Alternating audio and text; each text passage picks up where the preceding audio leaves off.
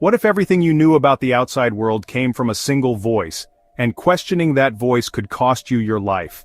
In North Korea, information isn't just controlled, it's weaponized in ways so extreme that by the end of this video, you'll understand how an entire population can be convinced that their isolated prison is actually paradise on Earth. The Kim dynasty's power depends entirely on controlling what people know, what they are allowed to access, and how they interpret the world around them.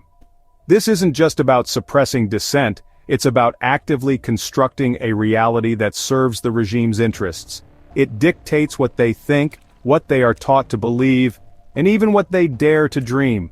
The state seeks to control every aspect of their cognitive landscape. This information monopoly is the regime's invisible wall, a barrier far more insidious and effective than any physical boundary. It's a digital and ideological blockade. It is more formidable than any border, any minefield, or any armed guard because it exists within the minds of the people. Without it, the cult of personality, the deification of the Kim family, and the carefully constructed illusion of a socialist paradise, a utopian vision constantly contradicted by reality, would swiftly collapse. The cracks would become too visible to ignore. The state is the only source of news, the sole arbiter of truth, presenting a carefully filtered version of events. History, rewritten and reinterpreted to glorify the Kim dynasty and justify its rule, and culture, every aspect of artistic expression is meticulously controlled. Every song, every note, every lyric is designed to inspire loyalty and reinforce the regime's ideology. Film, too, serves as a powerful tool for propaganda, shaping perceptions and promoting the state's agenda. And every report is meticulously crafted to reinforce its legitimacy, to present a narrative that justifies its existence and its actions. Foreign media is blocked, access to the internet is severely restricted, and any attempt to access outside information is met with swift and severe consequences. And those who seek outside knowledge, who dare to question the official narrative, face harsh punishment, imprisonment, or even worse. Paranoia is encouraged, suspicion is weaponized. Neighbors may inform on each other, creating a climate of fear and distrust, where even the closest relationships are strained by the ever-present threat of surveillance. And fear silences dissent, stifling any potential opposition before it can even begin to organize. The outside world is painted as hostile, dangerous, and inherently evil, a constant threat to the stability and security of the nation. This makes the regime's control seem protective, a necessary shield against the perceived dangers of the outside world. This relentless system, this iron curtain of information, explains how the regime survives famine, economic hardship, even in the face of widespread suffering. It explains how the regime maintains apparent public support despite the immense challenges faced by its people. North Korea's story is not just about politics, about power struggles and international relations, or weapons, about nuclear ambitions and military posturing. It's fundamentally about a people, a population held captive not just by physical borders, but by an invisible prison of the mind. Trapped in an information fortress, cut off from the outside world, their perceptions shaped and controlled by the state. Here, truth is the most dangerous contraband, a forbidden fruit that carries the risk of severe punishment. The real battle is fought in whispers, in hushed tones and furtive glances, and secret moments in clandestine meetings and covert acts of defiance. It is where forbidden stories flicker in the dark, offering a glimmer of hope in a world shrouded in shadows. For most North Koreans, the concept of a free and open internet, something many of us take for granted, is simply beyond their realm of experience. They live in a world where information is carefully curated and access to the outside world is heavily restricted. The global internet, with its vast ocean of knowledge and diverse perspectives, is essentially a myth. It's a world they hear about perhaps, but one they can never truly touch or explore. The very idea of unfiltered information is foreign to their daily lives. Instead, they get Kwangmyong, a carefully constructed alternative. Kwangmyong is a state-run intranet, a closed network operating entirely within North Korea's borders. It's a digital walled garden, meticulously maintained to control the flow of information.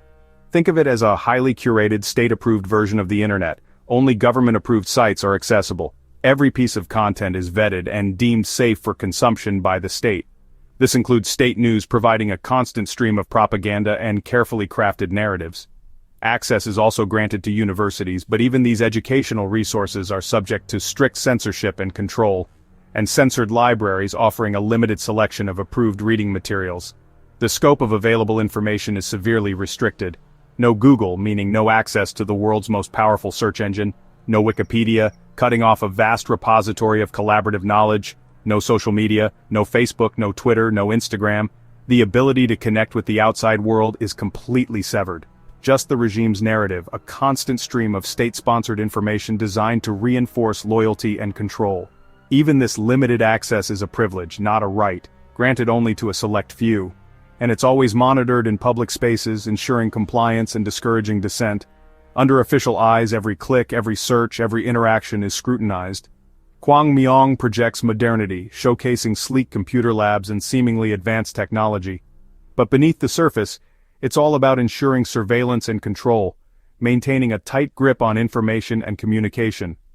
True internet access, the kind we experience freely, is reserved for a trusted elite, those deemed loyal and reliable by the regime. And even they are watched, their online activities carefully monitored to ensure they don't stray from the party line. This digital divide, this stark contrast in access and freedom, is a deliberate strategy. It keeps power and knowledge at the top, reinforcing the regime's authority and limiting the potential for dissent. Mobile phones are widespread, a common sight in North Korea, but they are crippled, severely limited in their functionality. No international calls preventing contact with the outside world, no real internet, just access to the same limited intranet available on computers. And pre-installed surveillance apps constantly monitoring user activity and location. Every device is a leash, a tool for tracking and controlling citizens. Not a window to the world, but a carefully controlled portal to the regime's version of reality. In North Korea, technology is not a source of empowerment or connection. Technology is a tool for control, a means of maintaining power and suppressing dissent. Not liberation, but a means of further restricting freedom and limiting access to information. The illusion of connectivity, the pretense of access, is a carefully crafted facade. It only tightens the regime's grip, reinforcing its control over information and its people. North Korean television is an altar to the state, not a source of entertainment. Every household must have a TV, fixed to state channels, no alternatives allowed. Korean Central Television broadcasts endless propaganda, glorifying the Kim family and vilifying enemies. News is not to inform but to instruct belief. Documentaries, dramas, and even cartoons reinforce loyalty and vigilance.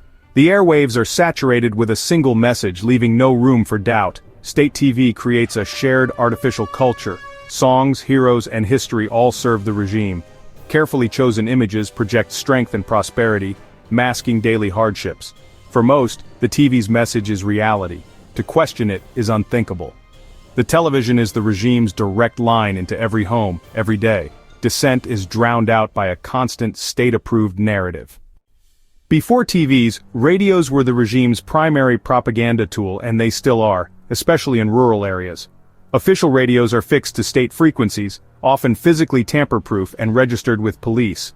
Random inspections ensure no one tunes into forbidden broadcasts. State radio mirrors TV, endless praise for the leader, revolutionary music, and ideological lectures.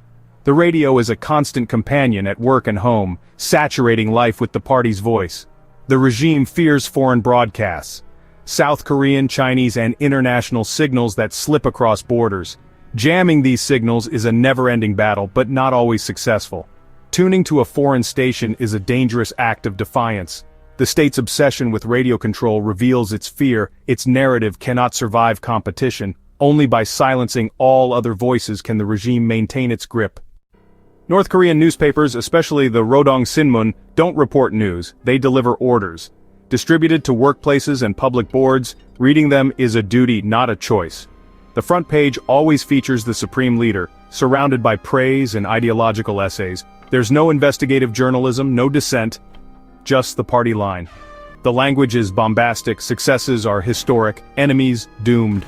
Newspapers are a one-way tool. They tell people what to think, not what's happening.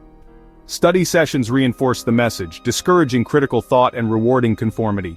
The printed word is another wall, ensuring everyone speaks with a single, state-approved voice. Indoctrination starts in preschool, with songs and stories glorifying the Kim family. History is mythology, math problems celebrate military victories, and art is devoted to portraits of the leaders. Every subject, even science, is filtered through Juche ideology. Higher education continues the process. Loyalty is valued over independent thought. The goal: produce citizens conditioned to accept the regime's narrative as absolute truth. This system ensures the regime's survival by shaping minds from birth. Questioning the official story feels unnatural, even immoral. Education is not about learning, but about manufacturing loyalty. In North Korea, curiosity is dangerous and often criminal. Laws ban unauthorized information, punishments are severe and public. Listening to foreign radio, watching a South Korean film, or owning a Bible can mean years in a prison camp, or worse. The law is vague, giving authorities power to arrest anyone deemed a threat. Punishments are designed to terrorize not just the individual but their entire family. 3 generations can be punished for one person's crime. This collective punishment creates a climate of fear and self-censorship. The Ministry of State Security runs a vast network of informants. Neighbors and even children are encouraged to report on each other. Random raids search for illegal media, keeping paranoia high. The threat of brutal punishment is a silent enforcer, ensuring obedience. In North Korea, fear is the regime's most effective tool. Despite the ever-present risks and severe penalties, the flow of outside information into North Korea continues. It's a testament to the human spirit's unyielding desire for knowledge and truth, even in the face of extreme oppression. Cracks in the information wall, though seemingly small, represent significant breaches in the regime's control. These fissures are widening, allowing glimpses of the world beyond.